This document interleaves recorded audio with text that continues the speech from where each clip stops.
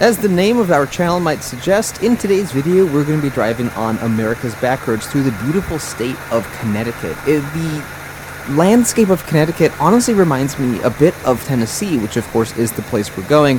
Tennessee has more open fields and rolling hills, but the forests of Tennessee look a bit like the ones in Connecticut, but I think the trees in Tennessee are a little shorter than the ones in Connecticut. The forest here, nonetheless, whatever they look like, they are beautiful, and we drive through a lot of them in this video. We also come across a few interesting little scenic areas along the way, so stay tuned, and we're going to check out some odd and interesting stuff that we find in Connecticut on the way home to Tennessee.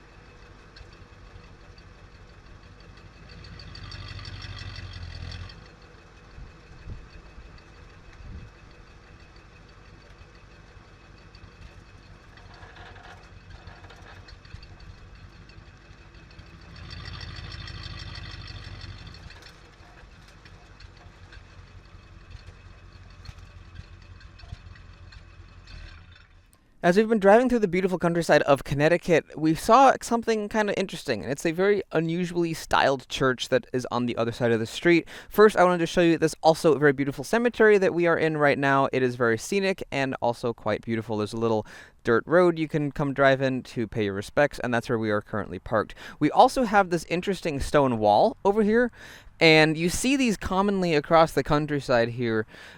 In many different parts of the United States, but they seem to be pretty common in this region, Connecticut and the general Northeast. And you can see that these are basically just stacked here. There's no mortar, there's no anything between them. They're just all delicately placed together in such a way that they form a strong and secure wall. Probably took a very long time for people to find all the right rocks that perfectly fit together. This one here somehow has been dislodged from its position, but the wall still is sturdy, which is kind of cool. I just have found these interesting because look at how, like, this rock is perfectly shaped to fit this one, and they're perfectly flat here, and it's just kind of wild. I think in many cases people would chisel the rocks a little bit to shape them just perfectly, but still would take a very long time to find all the right rocks that would fit right here. Now, across the street is the church. It looks like they have service going on, so I'm not really going to get too close and bother anyone, but across the street we do have the very unusually styled church that I wanted to show you. It's the Trinity Episcopal Church. There's also this here. Does this work? No. Oh well. Let's walk down the street here and check out the church.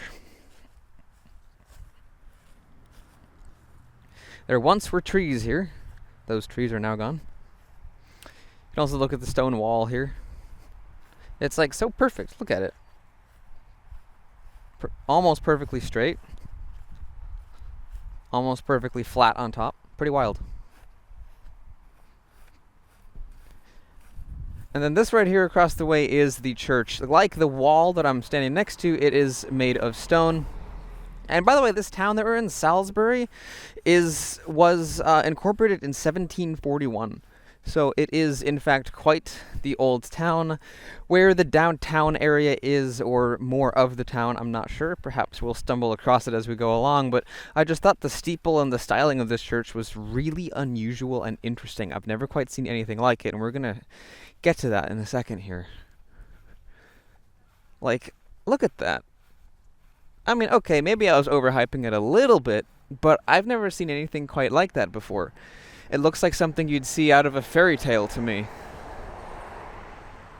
Very, very interesting styling.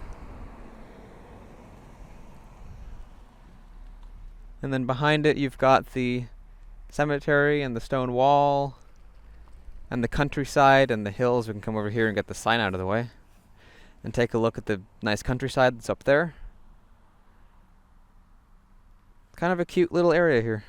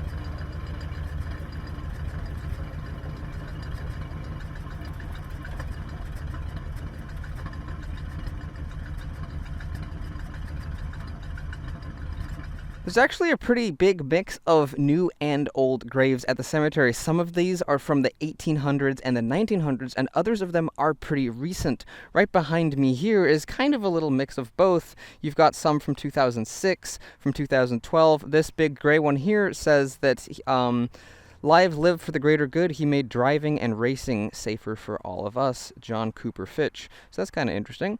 And then over here, the other one says 2014 and 2016 is when those two folks passed away. So you've got have some newer graves here. Then you have some over here. This is from 2001. Is when the second person was buried, and the first person was in 1986, so that original grave would be 1986. She was born in 1909. So you've got some kind of, mid-range things, but then you also have historic ones, like this over here, which is from 1888, I think, is what that says. So you have some historic graves as well here. There's mosquitoes, too. Here's some from the 1960s. They were born in 1899 and 1905. Is this a grave marker? I don't know. 1974 and 2001. So these here are kind of newer compared to 1880s anyway. We've also got some from 1900s. Man, the mosquitoes out here are crazy. And then you've even got some very recent activity right over there. There's something interesting in the middle. It could be some kind of a little memorial park or a mausoleum. It has a statue in the middle, so I think we should go over and take a look at that real quick. We have a old weathered park bench here. Robert V. Ryder Jr. and Annette S. Ryder, 2018-2016. Bob and Ann, hand in hand to the promised land. So I'm not exactly sure what this is, but I guess we can go up it. There's a bench up on it. There's quite a few memorials here for various people. U.S. Marines.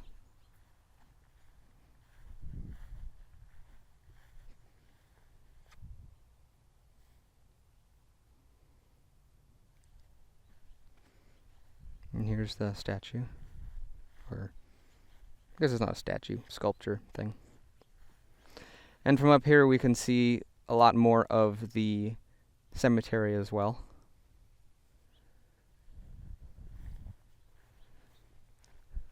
There's some historic ones here too. This is like the older side. From my brief time here, it seems like this is for the most part the older side of the cemetery, and then on the other side of this monument is kind of the newer side where people are still being built or being buried. I said built because it looks like this monument was built in 1992. That's why I confused the words built and buried. 1985 or 65 actually. We've got some larger headstones over here too, 1908 and 1942.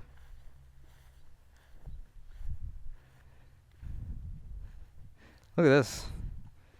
Joseph P. 1893. They must have replaced part of that headstone because there's no way that granite's from 1800s. Interesting. Here's some mostly unmarked graves. Okay, they're marked 1877.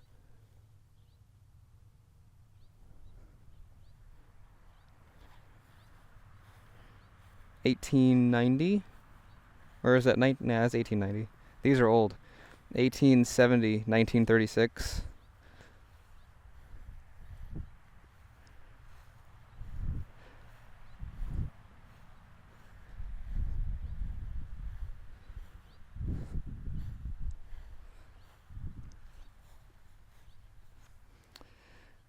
So that's been a little bit of a more in-depth tour of the cemetery. It's actually very pretty. Some of the ones we visited on this trip have been kind of creepy, like the one where Lizzie Borden was. Others have been very beautiful, and this one I think definitely fits into the beautiful category. I like the open fields, and it's, I'd say, a very nice place to rest. Let's move on. Hopefully you all enjoyed this interesting ride through the beautiful state of Connecticut. Many of you might expect me to go visit touristy areas and things in each state that I go through, but I think something like this might be a little more interesting because it's a side of Connecticut that I think most people wouldn't know exist. I certainly didn't know that unusual churches like that existed, and I had never been to Connecticut before, so seeing that beautiful scenery was a wonderful sight.